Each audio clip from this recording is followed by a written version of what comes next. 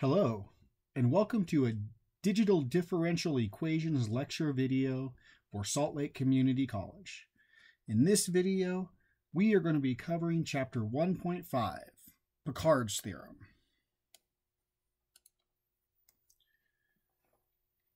In Chapter 1.5, we take a brief look at some theory behind solutions of differential equations. When a mathematical model is constructed for a physical system, two reasonable demands are going to be made. First, solutions should exist if the model will be useful at all. Second, to work effectively in predicting future behavior of the physical system, the model should produce only one solution for a set of initial conditions. Existence and uniqueness theorems help us to meet these demands. Given an initial value problem, y prime equals f of ty, and an initial condition, the two questions we are going to ask is, does a solution exist to the given initial value problem? And here I want to emphasize the choice of words given initial value problem. Solutions may exist for one initial value problem, but may not exist for a different initial value problem. And so we will see that it will depend on your initial conditions that are given in the problem. Second, if a solution does exist, will the solution be unique?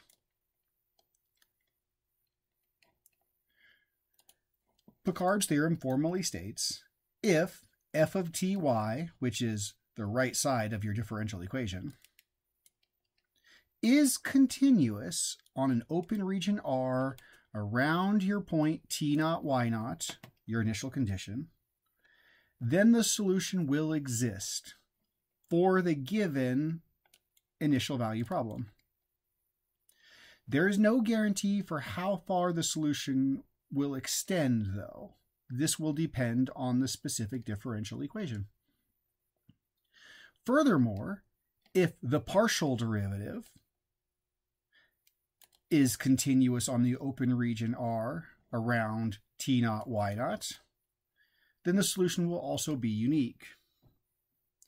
Now, so far in your calculus courses, you may not have seen partial derivatives yet.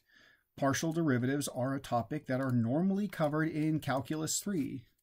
However, in our lecture today, I'm going to give you enough information to understand how to take a partial derivative as it applies to the problems that we will be looking at. Graphically, Picard's theorem looks like this. Given some differential equation and an initial condition, if we can state that f of ty is continuous and the partial derivative is continuous, then we will be able to verify or state that there will be a solution through this initial value problem. What we'll be unsure of is how far this solution will exist. We can look at this further by looking at the domain of the problem. Now there is a note. Picard's theorem, Picard's requirements are called sufficient conditions. They are actually more restrictive than absolutely necessary, but they are easy to apply. Meaning, if a differential equation fails part of Picard's theorem, it doesn't mean that there's not a solution. It just means that I can't guarantee it by Picard's theorem. And maybe another method will have to be applied.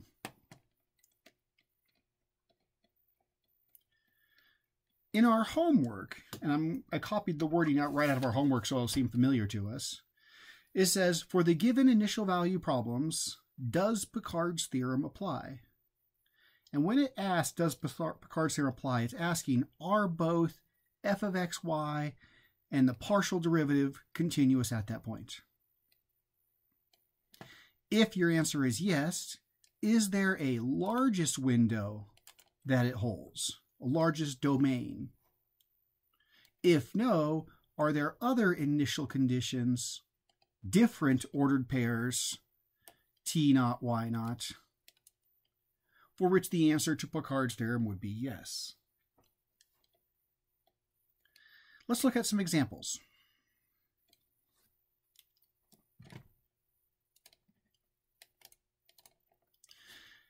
Given the differential equation, y prime is equal to the square root of y at the point 0, 3, our initial condition.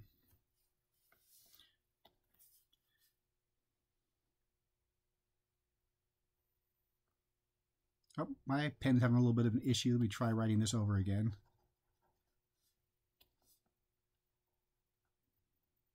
Here, the f of ty that we're talking about in Picard's theorem is the square root of y. Or, if you like thinking about it in terms of exponents, y to the 1/2. And let's look at Picard's theorem, how it applies. The first part of Picard's theorem, usually referred to as the existence part.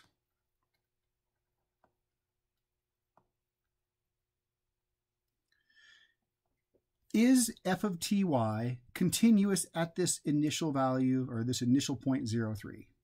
Meaning when I take 0, 3 and plug it into this right-hand side, is it continuous? Now notice that because our differential equation is autonomous, meaning it only depends on y, the variable t does not appear, I don't need to use the 0. We just use the 3. And so I can say here, when I plug in 3 for y, the square root of 3 makes sense, and our function square root of y is continuous around 3. So we can say, yes,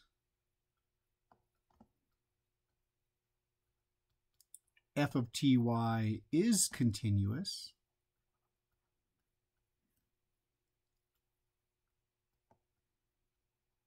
at 0, 3. So a solution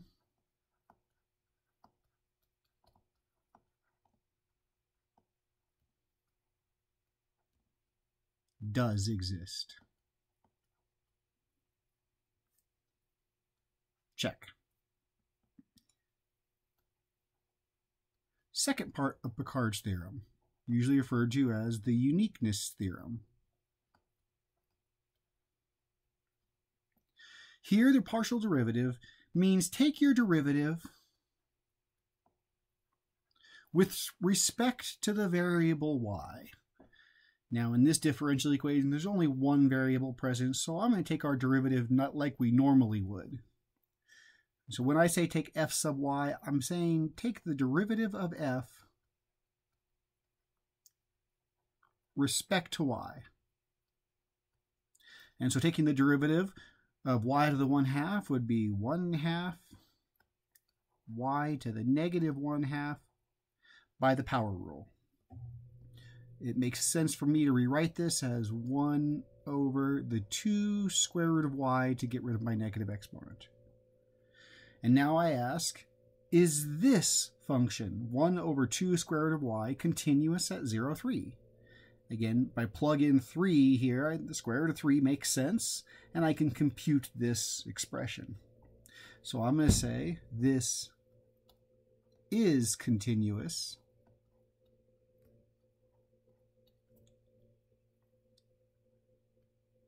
at 0, 3. So the solution will be unique.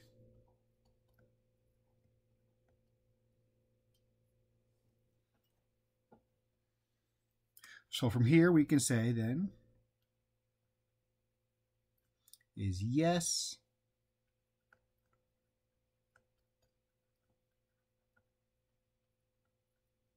Picard's theorem applies.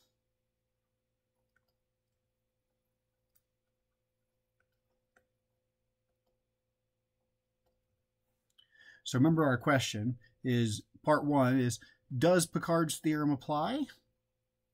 If yes, is there a largest window that it holds? So now considering both f of ty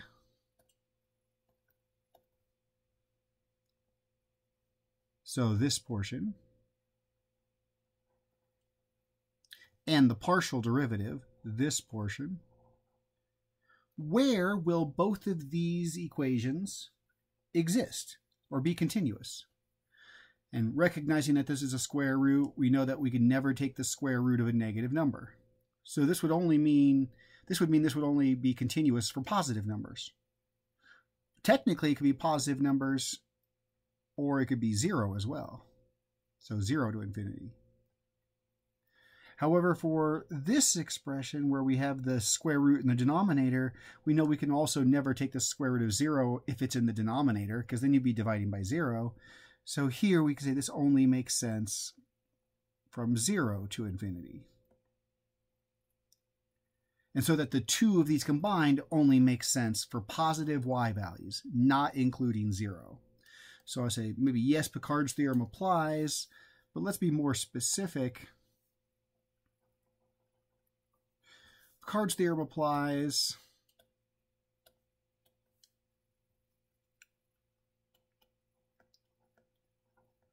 for all y greater than 0.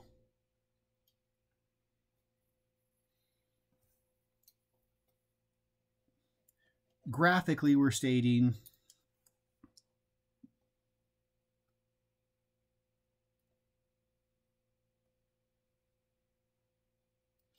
given our ty plane,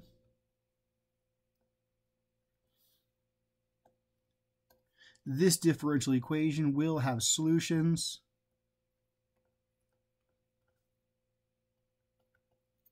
anywhere in this upper half plane.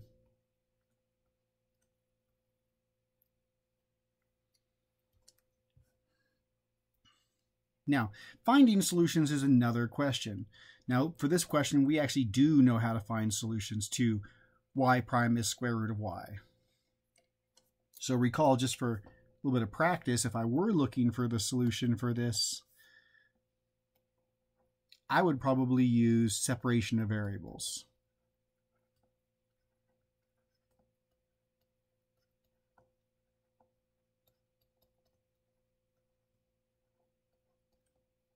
I'm not going to complete this example right now, as our goal today is to look at how to use Picard's theorem. But for you to practice later, you're probably going to want to rewrite this differential equation as dy dt equals y to the 1/2. Remember, in our separation of variables technique, you're probably going to want to multiply to get the dt on the right-hand side, divide to get the y to the 1/2 on the left-hand side, and write this as dy over y to the 1/2 equals dt, or maybe write it as y to the negative 1/2 dy equals dt. And this is where I'll stop, but I'm encouraging you to continue to find the solution to this initial value problem. But I'll let you do that on your own, as that's not our lecture for today.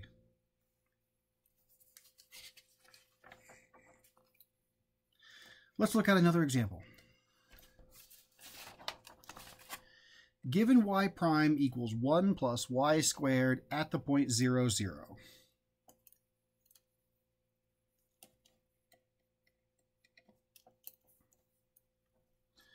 Okay, so in this problem, I'd like this to be blue.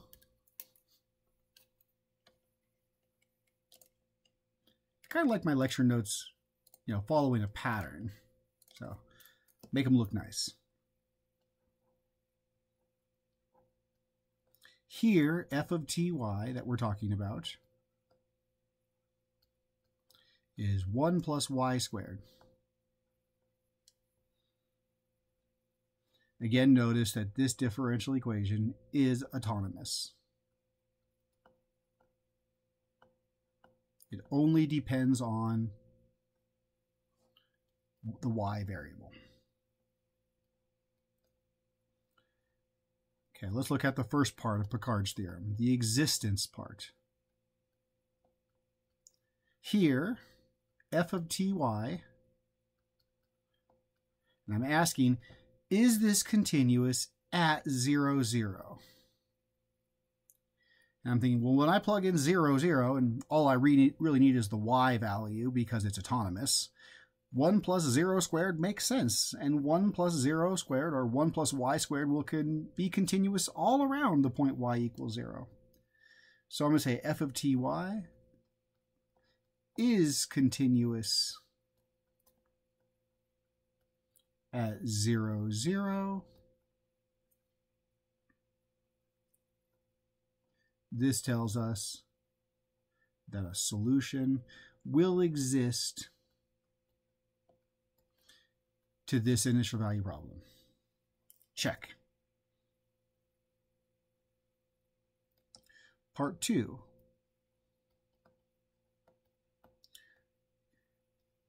Will this solution be unique? So here again, we'll take our partial derivative, f sub y, which should be taking your derivative with respect to the y variable. And since it's the only variable here, it's our normal derivative. Remember, the derivative of 1 is 0. The derivative of y squared is 2y. And now I say, is this continuous at 0, 0? Does this function make sense at and around the point 0, 0?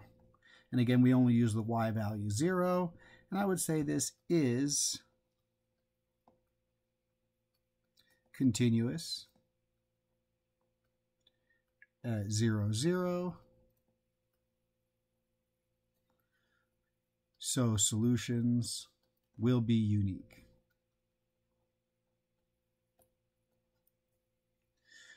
Our conclusion is yes.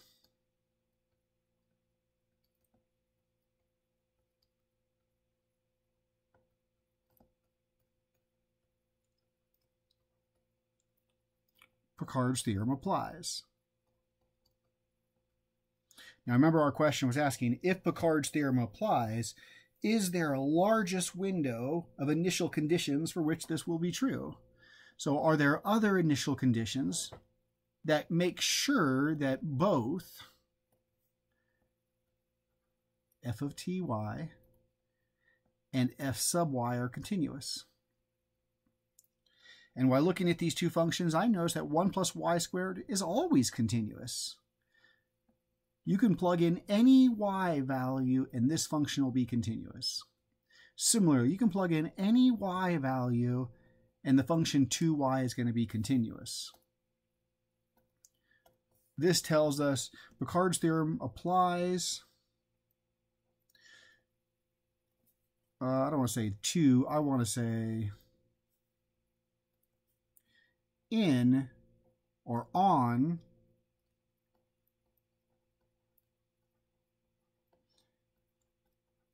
the entire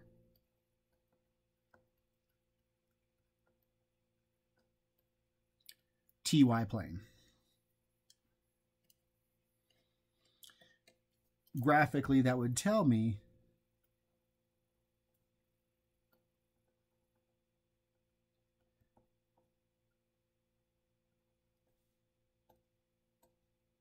that I can have initial conditions and we'll have solutions for all of those everywhere in the plane. There are no restrictions. I will always be able to find solutions, and they will be unique.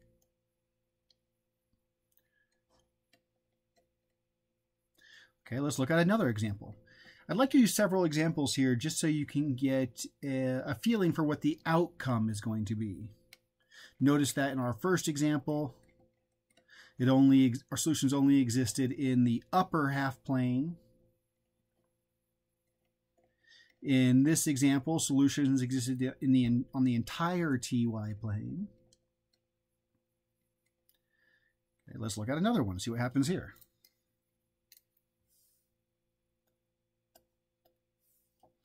Given y prime is the natural log of 1 minus y squared.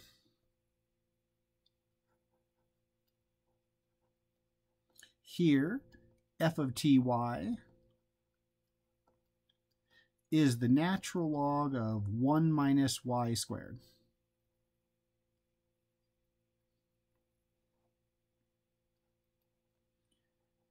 And let's first look at existence.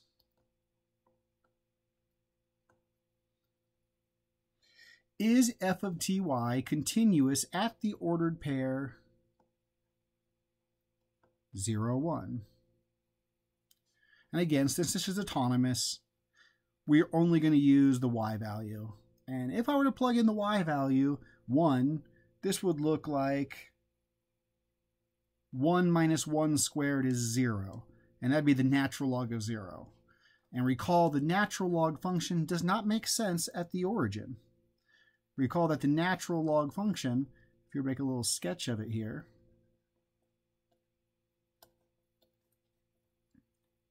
has a domain of only positive numbers, and it has a graph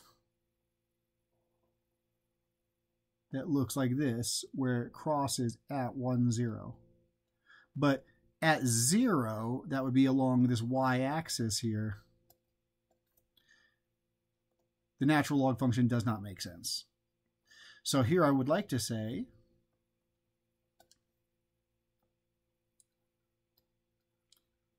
f of ty is not continuous at 0, 1. Let's support this. F of 0, 1 would equal the natural log of 1 minus 1 squared, which would be the natural log of 0 is not defined.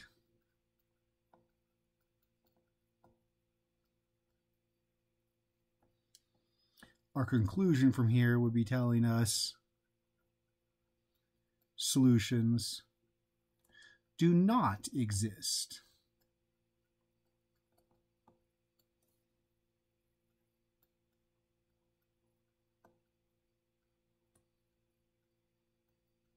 Through 0, 1.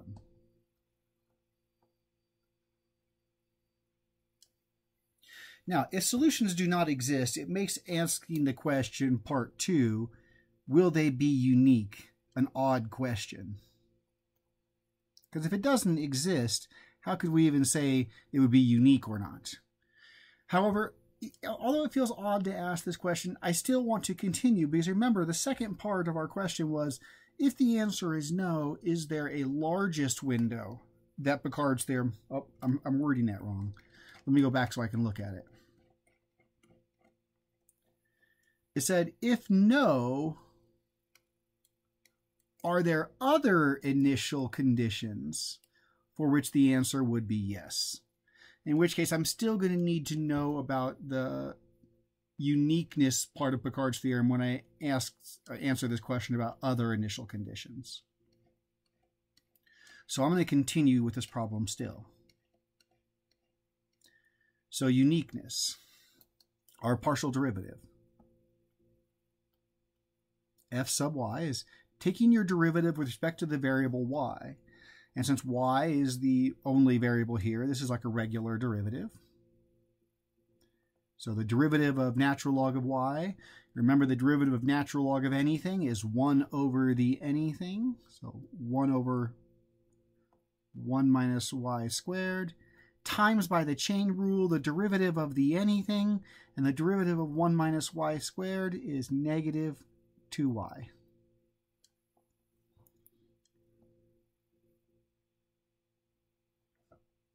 Okay.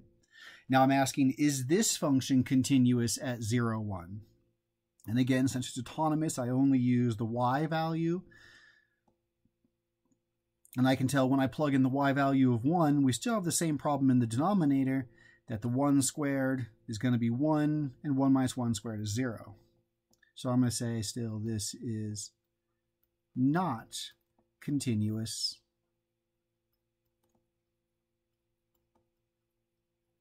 at 0, 1. Okay, so here our conclusion will be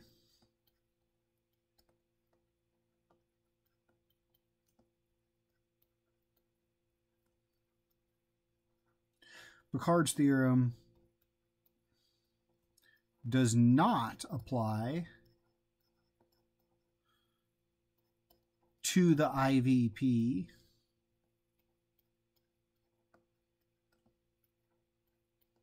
at 0, 1. So the question is now asking, are there other initial conditions for which Picard's theorem would apply?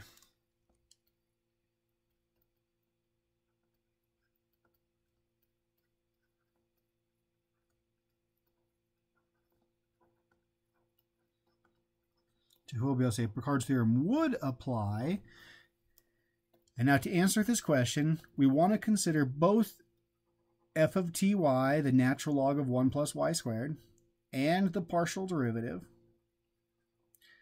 and identify where will both of these equations be continuous.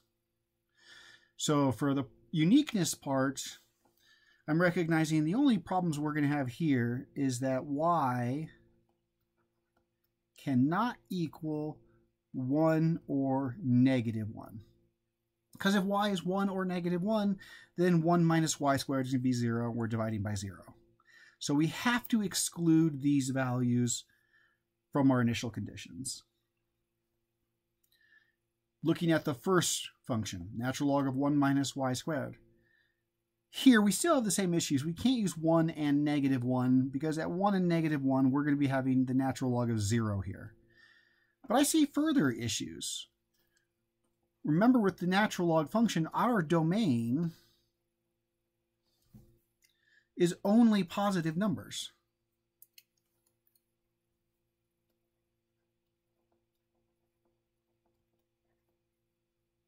Our domain is 0 to infinity.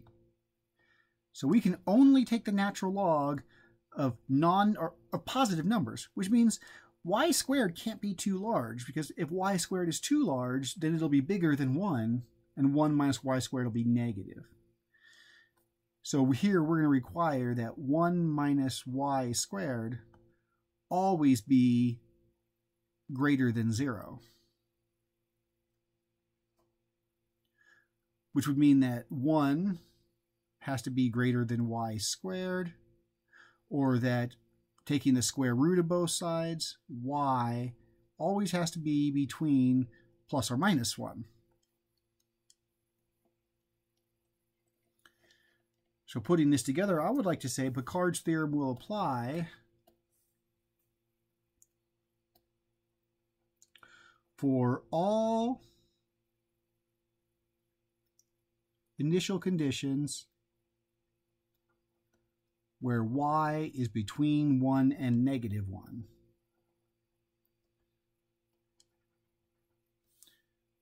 Notice I'm not including 1 or negative 1.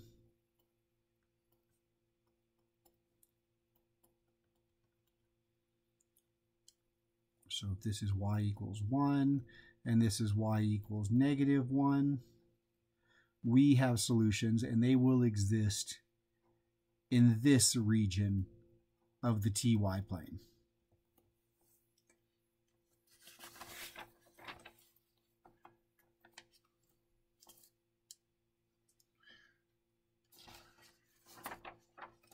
Okay, let's continue. I think I have a couple more examples we can look at. Given y prime is y over y minus t. Now this is the first differential equation I've looked at with you today that is non-autonomous.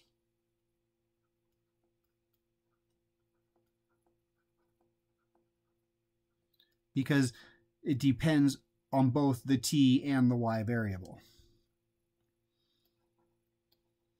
So here we're saying f of ty is the y over y minus t.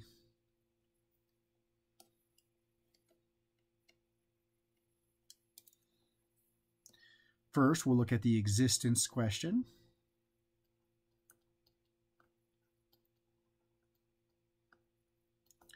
Here, f of ty.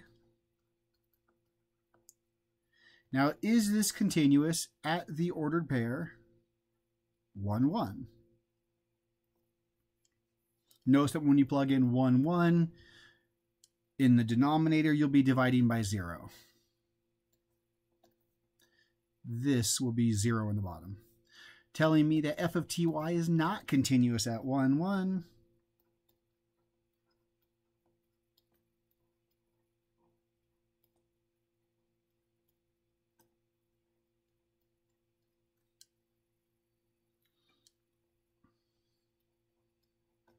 So a solution does not exist.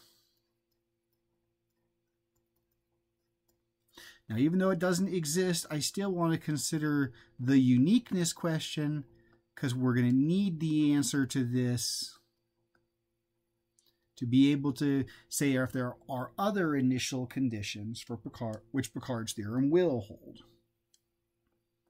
So now we'll take our partial derivative.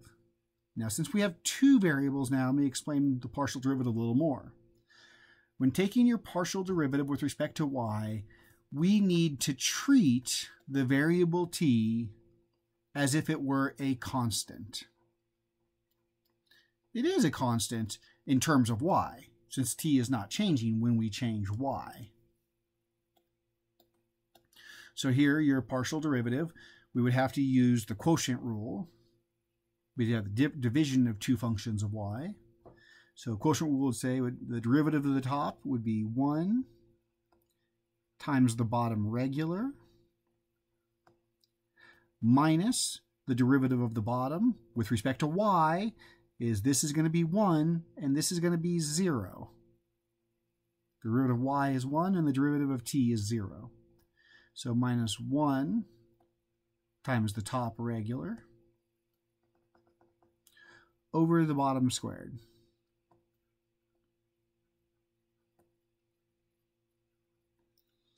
Here I'm going to choose to simplify this a little bit. Notice if we did simplify this, this is going to be just 1 times the y minus t. This one's really not necessary, but I see this y and this minus y canceling. And so we'll have just negative t over y minus t squared. Notice that this is also not continuous at 1, 1. For the same reason, at 1, 1, our division would be 0. We'd be divided by 0 here. So now we say Picard's theorem doesn't apply for 1, 1, but are there other initial conditions for which Picard's theorem would apply?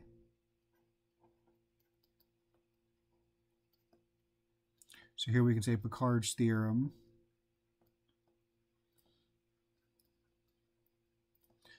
does not apply at 1, 1, but it would when, and now to answer the when part of the question, when is y over y minus t and negative t over y minus t squared both going to be continuous?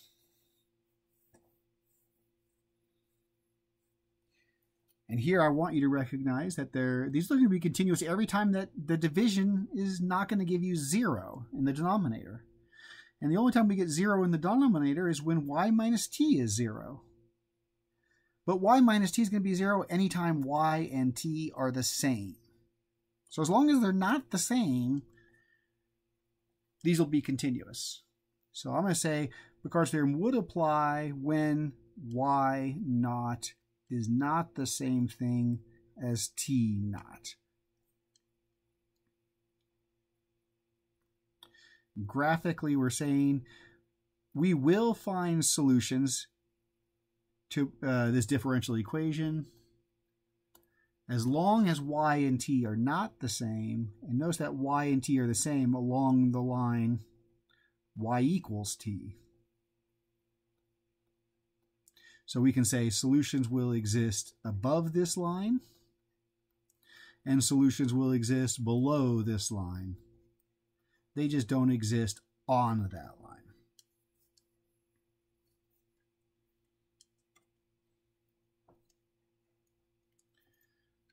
Okay. Let's look at another problem.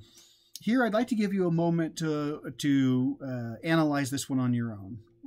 So maybe this is a good time where you can pause the video and look at this differential equation by trying to apply Picard's theorem to be able to determine where solutions exist and if they will be unique.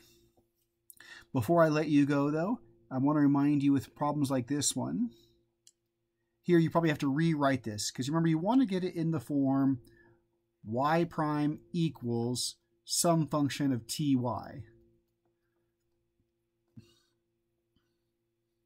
So if I were to solve this for y prime, you'd probably subtract this y to bring it to the right-hand side, write it as 3 minus y, then divide by t.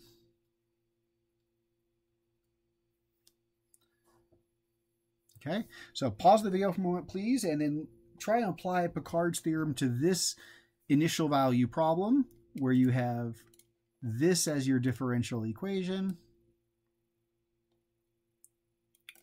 at this initial condition. I'll see you in a moment. Okay, let's see how you did.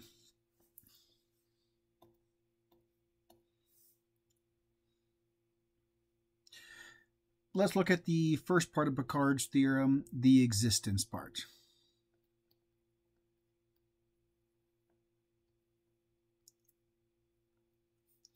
So looking at existence, I want to say, can or is this differential equation, is f of ty continuous at the ordered pair 0, 1? And here I'm noticing that if I were to plug in 0, 1, I would end up getting a 0 in the denominator because that's where t is 0. So I'm going to say f of ty is not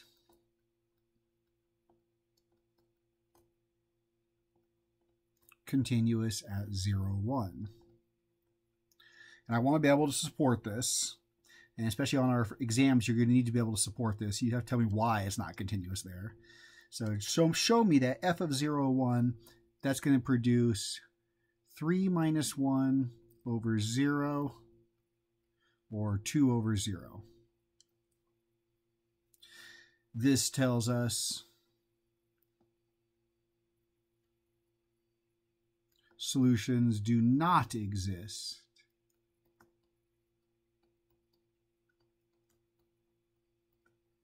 at 0, 1. Now this is big because if I was trying to solve this problem, I wouldn't even go any further.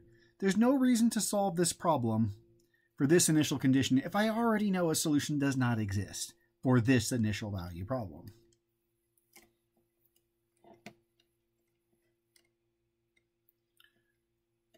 Okay, let's continue though. So even though it doesn't exist at 0, 1, I still need to be able to make a statement about uniqueness when I answer the second part of this question for when will solutions exist.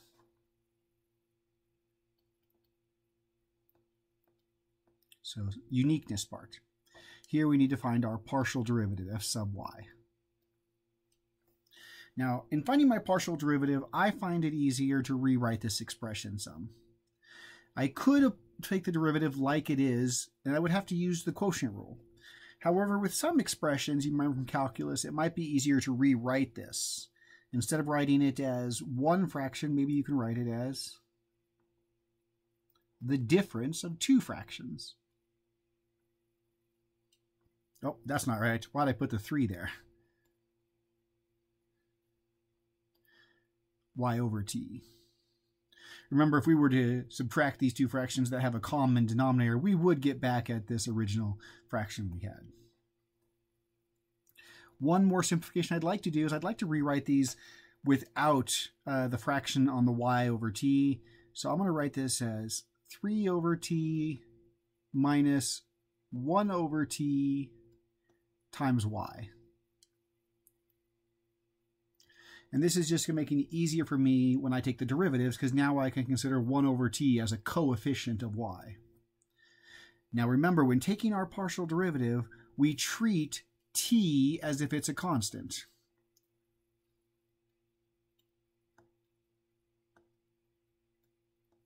So if t is a constant, the derivative of 3 over t, 3 is a constant, t is a constant, these are all constants.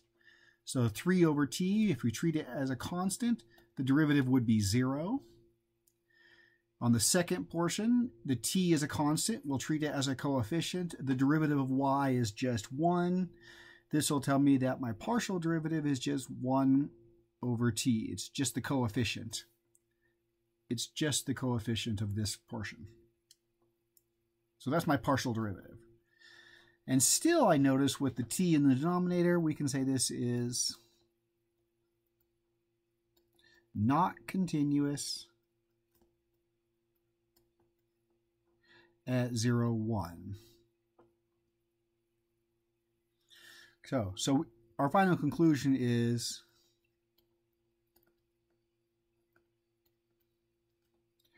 Picard's theorem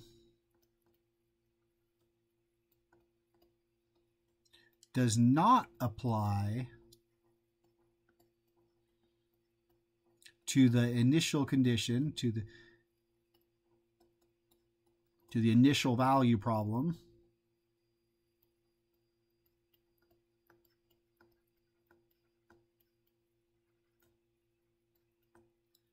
at 0, 1.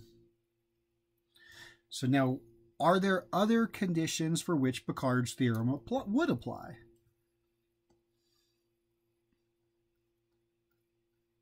So here we can say it would apply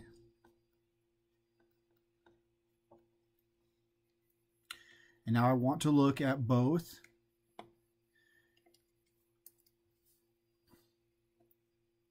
the f of ty, which is this portion, which only has issues when t, the denominator, is 0, and also the partial derivative, this portion, which again only has problems where the denominator, or t, is equal to 0.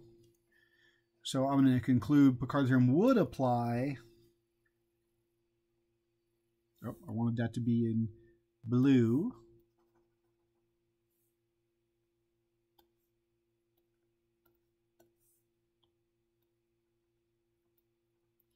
When t is not 0. Graphically, we'd be saying solutions would exist and they would be unique everywhere in the ty plane except along this line where t is equal to 0. So we can find solutions on this half of the plane and on this half of the plane, just not anywhere at t equals 0.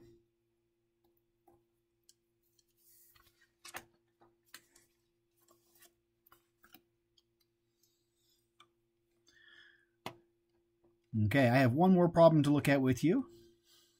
Last one. Consider the direction field for the differential equation t prime or ty prime equals 2y. Notice this is not in my standard form where I would want to probably rewrite this as y prime equals. I probably want to solve this for y prime, so I'd write it as 2y over t. So here's the direction field for 2y over t. And our question is, where do solutions seem to cross and hence not be unique? If they cross, they're not unique because then you have more than one solution going through the same point. Then the question asks, which of the existence and uniqueness requirements are not met. So when I look at this graphically, what I'm trying to imagine is, what do solutions look like? And remember, when you draw solutions to differential equations using direction fields, imagine a solution that would follow the pattern. I'm not doing a very good job following this pattern. Let me try that again. We want to draw solutions that follow the flow of the direction field. So maybe a solution might look something like this. Or maybe a solution would look like this. I'm just drawing a whole bunch of solutions in here right now.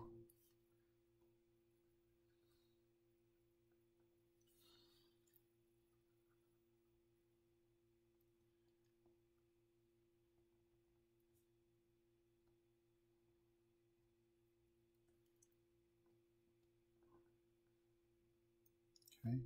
So when I look at this, it seems like if I were to give you an initial condition that would start at the origin, it seems like all of these solutions go through the origin. And so definitely there's some kind of uniqueness issue there. At 0, 0, these do not seem to be unique. So all solutions go through 0, 0. So we could say, here,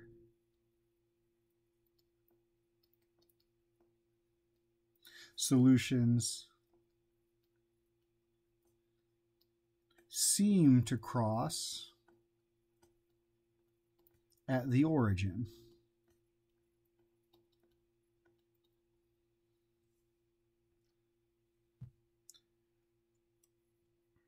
And I remember the question says, where do solutions seem to cross and hence not unique? Oh, at the origin. Which of the existence and uniqueness theorems or requirements are not met? So now when we're thinking about the two parts here, one of them was the existence part.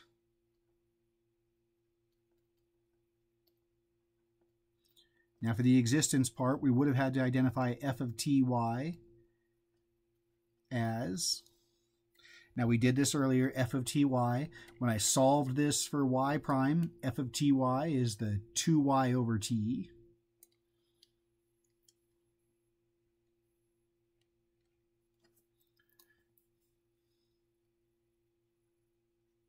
Notice that this is not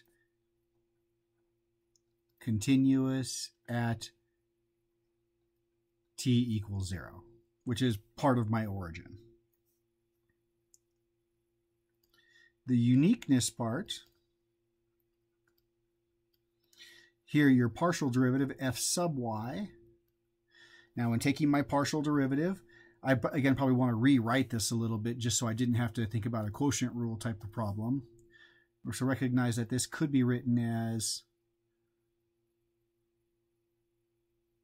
2 over t times y. So here the partial derivative, since 2 and t are both considered as constants, they are the coefficient of y, and the derivative of y with respect to y is 1. So the partial derivative would be just 2 over t, and 2 over t is also not continuous at any place where t is equal to 0. So in general, I would say both parts of Picard's theorems have an issue at the origin, but technically they both have an issue more than just the origin. They have an issue anywhere t is equal to 0, so maybe we would also have to include this vertical line here where t is equal to 0.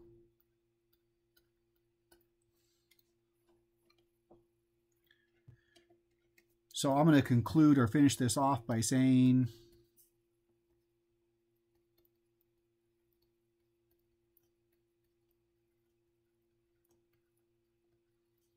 Picard's theorem does not apply